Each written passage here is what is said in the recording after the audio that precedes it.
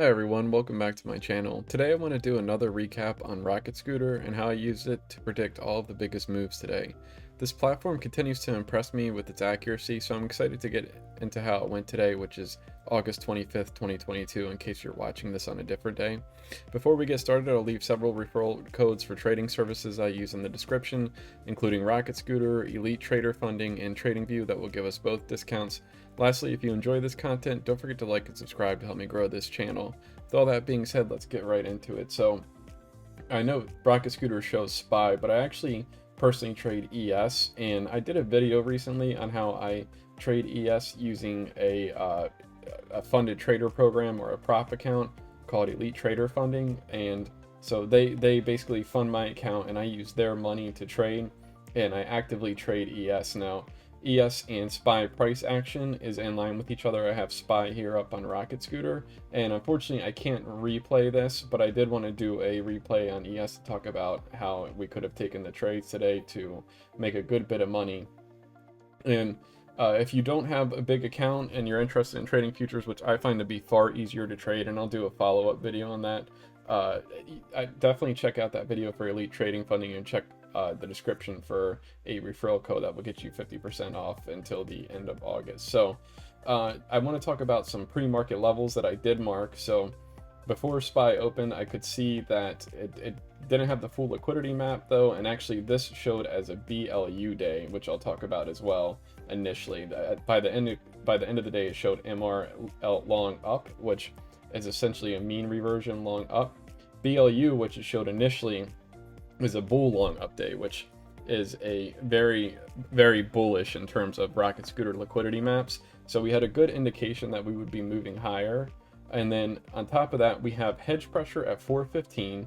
Now, when the market opened, we actually opened above it. And so on my chart, before we get into that, I marked this level up here because we could see we had a big pre-market move, and then it topped out at this level and rejected. I also marked this level because you can see this became resistance here and then later acted as support.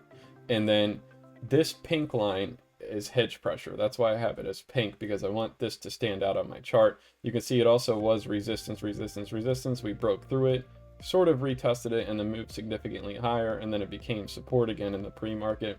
And by the way, if you're trading futures, you can trade all this pre-market activity, which is really nice as well, as opposed to trading XPX or SPY. And then I have this support line, which actually ended up being in line with the half gap. I didn't even realize that at the time that I drew it.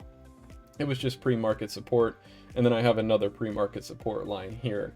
So when Rocket Scooter opened up, and we could see, I'll zoom in here to make this much more visible, and then we'll zoom out as we go, or scroll over as we go. So we could see when Rocket Scooter opened up, the resilience, the gray resilience indicator, which is an indication if the half gap will hold or not, immediately just plummeted. And we could see that's in line as we came down. It did actually start breaking the half gap, but resilience was hovering around 0, which is an indication whether or not hedge pressure will hold or break. And this started moving higher, which is actually a bullish indication. Now we combine that with the liquidity map, and let me just zoom out here. This gray box is the various zones that we have, and we can see if I scroll over here.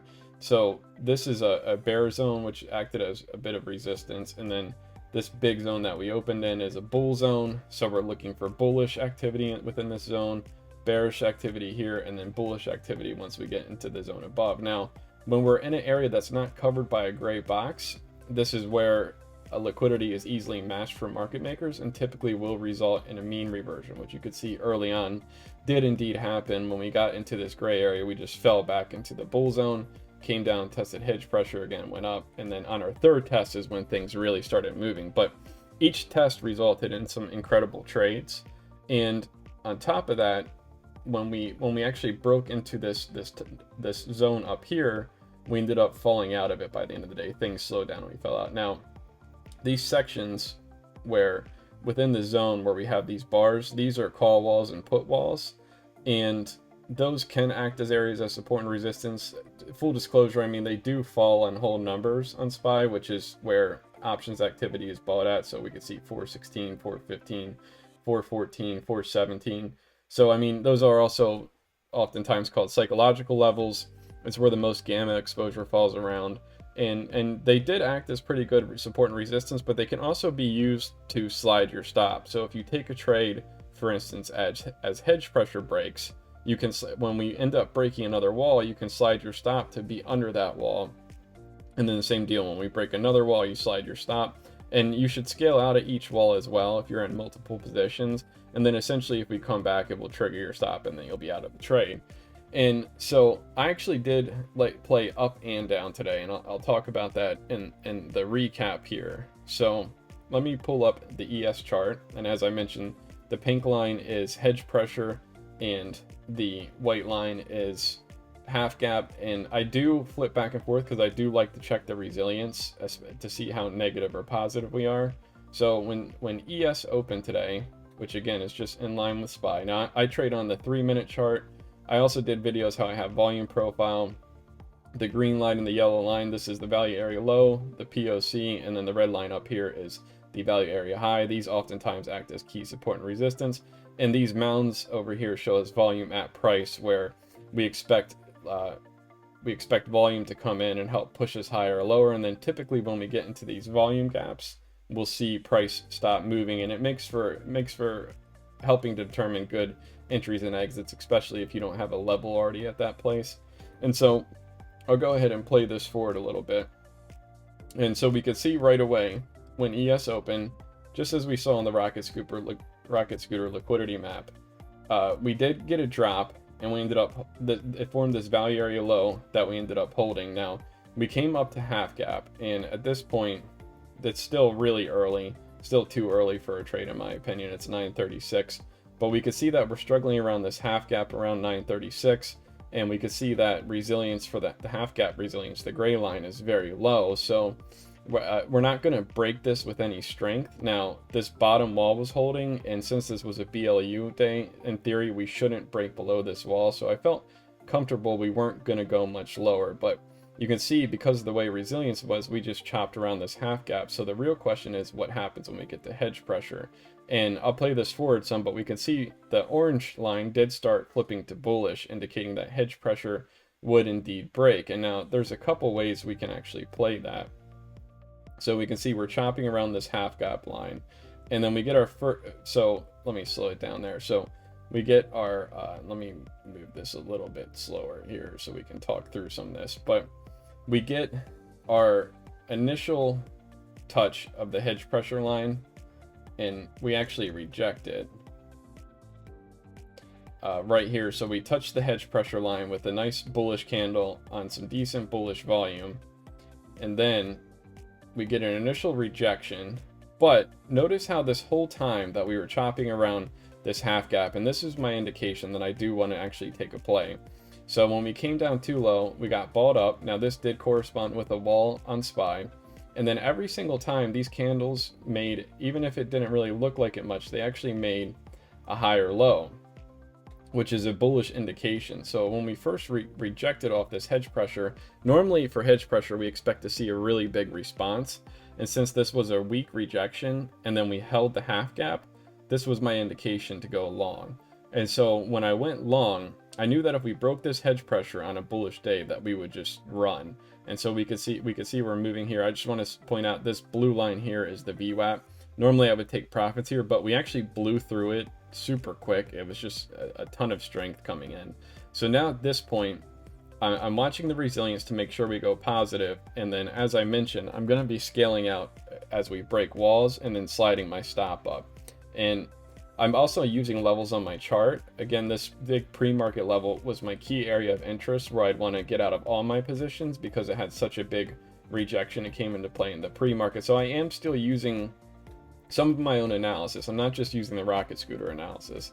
And sure enough, hedge pressure does what hedge pressure usually does, and just led to a big impulse move. We can see that the value area high was acting as some resistance, but I also want to point out, when we rejected off of here, look at your volume candles whenever you see it coming down. Don't just panic out because you see a rejection. Notice how this big move up was on increasing volume the whole time. Then we hit this value area high. and we reject. Now, of course, it's a good idea if you have multiple positions to scale out, but we shouldn't be out of everything yet. And the reason for that is because as these candles reject, it's doing so on diminishing volume. So the seller strength is becoming weaker and weaker and weaker. And then we're essentially just waiting for buyers to step in. And if you are a pattern trader, this is a flag break. You can see as we break this diagonal line and we do so on higher volume, this would also be a cue to take an entry if you haven't already. Of course, you want to be careful because you do want to make sure that we're going to break that value area high, and we do with some strength. And then as we start coming up again, now this is where I start looking to exit out of my position, because now we're getting up to that previous level and we do end up touching it. And what happens here is the volume starts dying down and the candles start getting weaker, and we start forming multiple wicks here. And this is telling me that we're not moving higher, that at this point buyers have diminished. These candles are getting weaker. We've lost a lot of the momentum. I mean, this was a huge amount of momentum off of hedge pressure, and we've moved a significant way off of hedge pressure. So we went from 41.56 all the way to 41.85. So I mean, that's almost 30 points there, which is an absolutely massive move, especially if you're trading regular ES, because ES is $50 a point. If you're trading micro ES, which is more reasonable for a lot of traders, that's $5 a point. But catching that move off of hedge pressure could have just made your whole trading day, and honestly, you could have really just stopped there. Now at this point, if we're looking at Rocket Scooter, we're also up in this no man's land. So this is right around that same time, and this is where we saw the liquidity map shift to mean reversion long up, meaning that we're going to have a hard time moving higher, especially on all this low volume. And at this point, as I started seeing this form, and just from my own awareness of what happened on this level in the pre-market, and just being confident in my own trades, I wouldn't recommend this if you're a newbie trader at all. But when I saw these form, I personally felt comfortable with putting in a limit short here in these wicks and taking it down. Now, I didn't expect us to come down as far as we did, and when I take counter trend trades, I always do so. I always do them as quick scalps. And so initially when we start coming down, I was already out of the position by the time that actually when this formed, when I saw it get bought up, that was my cue to get out, because it got bought up on higher volume. And again, it's a counter trend trade. I'm not sure if the trend's going to continue, but sure enough, it did. And at this point, we do have a lot of levels in our way as we work our way down. We have this value area low, we have the VWAP, and at this point too, when we see the VWAP break with and the value area low break with so much momentum on these candles, this could indeed be another market short. Now, you want to be very careful again, because it's counter trend. You know, overall we're in a bullish day with big moves up, and as we get closer to this hedge pressure, we're looking for another big reaction. And as we get closer to that hedge pressure, one thing I always check is to see where the orange resilience is at. And we can see, even though, and it was pretty flat this whole time as we were coming down, but the fact it's still above the zero line tells me that we're going to get a reaction.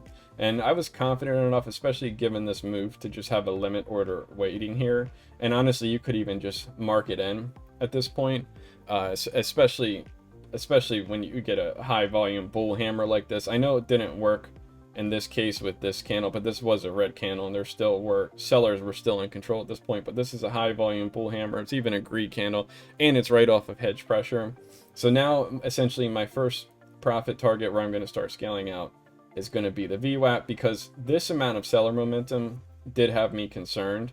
So this was actually going to be a short trade for me. And we can see as we move up, it wasn't anything like this. It wasn't anything like this move at all. This was such a big move. This move, you can even just see with the price action how much weaker it is. We're getting small candles. It's on lower volume. It's also closer to lunchtime, Eastern time. It's closer to noon, which tells us that typically these are low volume times. So I wasn't expecting anything big. I was perfectly happy with my trade at the VWAP. And again, just like when we saw with this price action over here, we're seeing the same sort of price action form with these weak low volume candles. So you could have taken a short here. Now it's so close to hedge pressure, and we know that hedge pressure offers large reactions, that I wasn't going to risk it, but it certainly would be a viable trade if you're a more aggressive trader and you're confident and you're good at getting in and out and taking quick trades. Now, we can see it's just a lot of chop action for a while here. And at this point, I even decided to take a break myself. Full disclosure, I haven't been trading as much as I like this week. I did get to trade some today, but I'm in between jobs, so I'm at a point where I'm training my replacement. And I barely get to watch this stuff during the day, but personally, I do set alerts around hedge pressure, and when we're at hedge pressure, I do watch carefully. Now, this is a really interesting sign right here, and this is something I want to point out. So we did break hedge pressure, and we actually touched half gap, and we could see at this point when that happened, we broke the hedge pressure, we touched half gap, came close to half gap, and we could see that resilience was still high even though we had this little dip. But looking at this price action, where when we touched it, we came back up. This isn't something you'd want to chase down. Again, we're still in a bullish day. It's a bullish liquidity map, and when we touched this, and even though it looked like we were going to come down and keep going, if you did get in, you'd have to get out very quick, and hopefully you got break even if you were playing the downside break of this level. But this got bought up with such force, it just showed all these algos stepping in, just like Racket Scooter shows us that we're expecting market maker algorithms to step in at hedge pressure. It was almost like a rubber band effect, a spring effect, where we went too far down and then we just shot up. And this move that follows actually blew me away. And it happened with such strength, and it was happening, the candles had such momentum that even though I always scale out to be on the safe side, what ended up happening is we just get this, initially it chops around here, but it never even really comes back down to that hedge pressure level. So if we had our stop below this candle, or even just below hedge pressure, we can just gradually slide our stop, and there's so much momentum. I mean, the VWAP, we just blow through it, and then it starts acting as support itself. We start blowing through these volume gap areas on the volume profile, and now we're just, again, it doesn't have as much momentum as this move, but if you look at the angle of the price action and the way it's moving, and the volume is involved, and every time we have red candles, how quickly they're getting bought up, we went right up to this value area high, and this was a fantastic point to end the trade. But then where it gets really interesting to me is, so getting out of that trade, taking profits here is perfectly fine at the value area high. And then at this point, we're looking for our next long position, not trying to force any shorts. Again, you can if you're an aggressive trader, but and it even looks like these candles are trying to push higher, but then we get a rejection. But then right here, as we come to the VWAP, right, because we're looking for this, we always want to look to see if the VWAP is going to hold as support. Sometimes we'll see price in a way retreat to that VWAP, and then we'll see buyers step in again, or if it's the opposite way, if sellers are in control, we'll see it retreat to VWAP and then step up. And sure enough, that's what happened. We touched this VWAP, and then essentially it was just off to the races. We didn't even have to come back to hedge pressure. We come back to the VWAP, and let me just speed this up a little bit, because at this point it was just like I guess I don't know what happens behind the scenes with the market makers, but it was like, I guess they just made up their mind. They had a price that they wanted to reach, and we just started pushing so rapidly. And actually, just let me go back real quick to this point right here, and let me make sure the value area is showing on my chart. So when we break this value area high with a lot of force, we see, because there's so much volume coming in, it actually forces the value area high much higher. And then we actually end up using, just blowing through the POC. And when we saw that value area high shift, it's like we just rapidly climb to reach it as quickly as possible. And that tells us that the value areas, and I have a whole video on volume profile that I suggest that you check out, but the value areas, the high and the low, tell us where the most amount of volume on the day is occurring. So where 70% of the volume on the day is occurring. So when we see these value areas shifting up rapidly, that tells us that there's a lot of buyers stepping in to push. All the volume is occurring above us. All the volume is happening above us. And so basically we just essentially push, and then at the end of the day it finally just stops, and we just had this massive move off of hedge pressure, which was just incredible to see. And it was a beautiful thing, because every time we broke a wall on Rocket Scooter, if we slid our stop up, at no point, so if we When we get above this wall, we can slide or stop up. At no point does it touch us out. We get above this wall, we can slide or stop up. Get above this wall, we can slide or stop up, and we're even in mean reversion territory. Buyers were in such control that it just pushed us into the very next zone, which I haven't actually seen happen since I've been using Rocket Scooter, but it led for some fantastic trades. Even if you just purely traded longs off hedge pressure because it was a bull long up day, you would have caught a significant amount of points on ES and just sliding your stops with the walls.